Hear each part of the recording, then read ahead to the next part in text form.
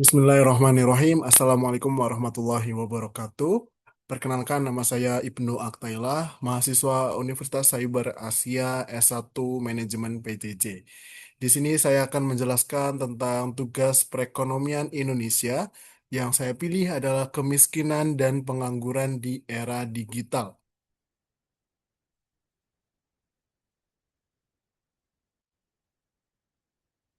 Bahasan yang akan saya sampaikan di sini ada yang pertama adalah kondisi terkini terkait bagaimana tren kemiskinan dan pengangguran Indonesia di saat ini.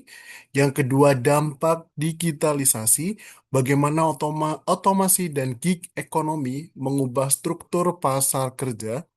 Yang ketiga, evaluasi kebijakan, sejauh mana kebijakan pemerintah saat ini efektif. Yang keempat adalah rekomendasi opini dari saya tentang solusi apa yang relevan untuk konteks era digital saat ini. Ada 5 kerangka teori yang saya bawakan di sini. Yang pertama adalah lingkaran kemiskinan, pengangguran struktural, creative destruction, human capital theory, and jaring pengaman sosial. Kondisi kemiskinan terkini, kemiskinan turun tapi jumlahnya masih sangat besar. Tingkat kemiskinan nasional di September tahun 2025 jumlahnya di angka 8,25%.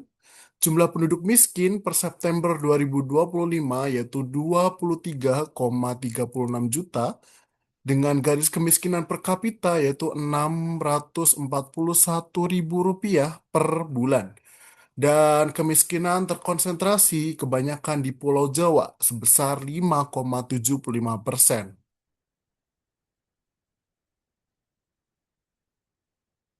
Selanjutnya, tingkat pengangguran terbuka membaik di atas kertas, tapi strukturnya adalah timpang.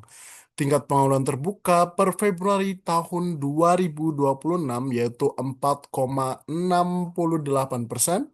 Jumlah penganggur nasional 7,24 juta dan tingkat partisipasi angkatan kerja di 70% serta pekerja berada di sektor informal ada di 59%. 3 masalah struktural yaitu pengangguran muda, lulusan SMK justru sebagai tingkat pengangguran terbuka tertinggi antar jenjang pendidikan dan 7,27% pekerja masuk kategori setengah pengangguran. Paradoks pendidikan, SMK justru yang menyumbang paling tinggi. Mengapa ini terjadi? Kurikulum vokasi belum link and match dengan kebutuhan digital industri, kesenjangan keterampilan atau skill gap semakin lebar seiring otomasi, dan juga lulusan SMK itu mendominasi kurang lebih 50% dari total pengangguran nasional.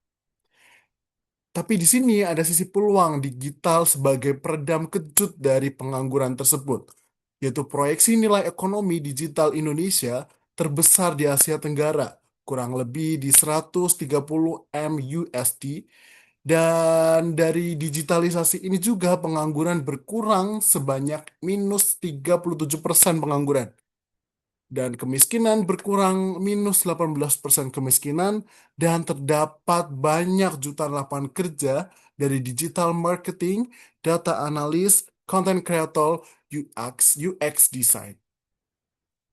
Dan di sini ada sisi resiko dari gig ekonomi tanpa jaring pengaman, yaitu pengangguran teknologi. Pekerjaan rutin di manufaktur, administrasi, dan jasa keuangan berisiko digantikan otomasi. Polarisasi pekerjaan, pekerjaan kelas menengah itu paling tertekan oleh otomasi ini. Dan minim perlindungan sosial dari kurang lebih 39,7 juta peserta aktif BPJS ketenaga kerjaan, hanya kurang lebih 9 juta dari segmen pekerja mandiri dan itu pun bersifat sukarela. Status hukum masih sangat abu-abu. Pekerja platform disebut sebagai mitra, bukan karyawan, di luar jangkauan penuh dari Undang-Undang Ketenaga Kerjaan.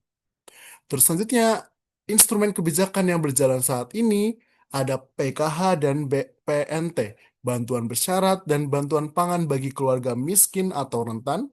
Anggaran perlindungan sosial tahun 2026 sebesar 500 triliun, basis data baru harus segera diperbarui agar jadi tepat sasaran.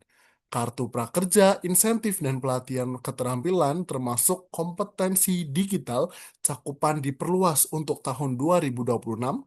Subsidi KIP menjaga daya beli dan akses pendidikan bagi keluarga miskin, revisi untuk Undang-Undang Ketenagakerjaan, dan rancangan undang-undang perlindungan pekerja gig.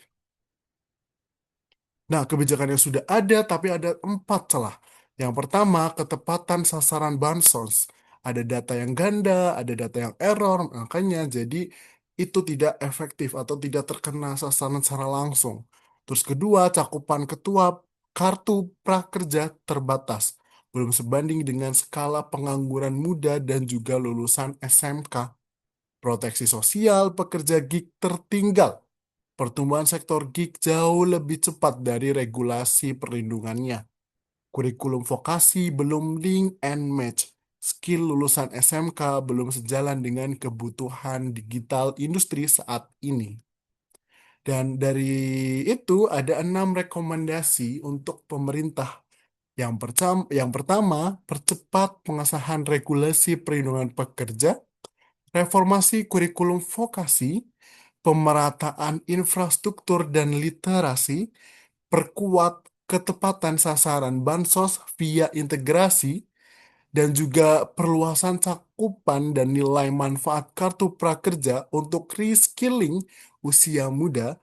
Dan juga yang terakhir menurut saya adalah padukan bansos konsumtif dengan program pemberdayaan produktif. Nah, peran dunia usaha dan juga individu.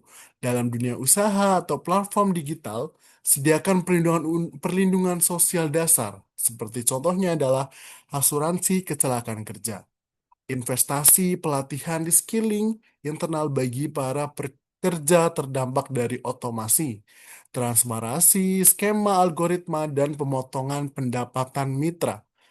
Dan untuk individu atau angkatan kerja, tingkatkan literasi digital dan keterampilan adaptif. Manfaatkan platform UMKM digital sebagai batu loncatan pendapatan dan aktif mengakses program peningkatan kompetensi seperti kartu prakerja. Digital adalah pedang bermata dua. Digital terbukti menjadi peredam kejut pengangguran melalui ekonomi platform dan e-commerce. Tetapi tanpa reformasi kurikulum vokasi, perluasan perlindungan sosial bagi pekerja, dan ketepatan sasaran bansos, manfaatnya berisiko tidak merata dan memperlebar kesenjangan sosial ekonomi. Berikut referensi yang saya dapatkan dari BPS, Kementerian Keuangan, Kementerian Koordinator Bidang Perekonomian RI, Kementerian Sosial, Google, Celios, dan Journal of Innovative and Creativity. Sekian dari saya, mohon maaf kurang dan lebihnya. Terima kasih. Wassalamualaikum warahmatullahi wabarakatuh.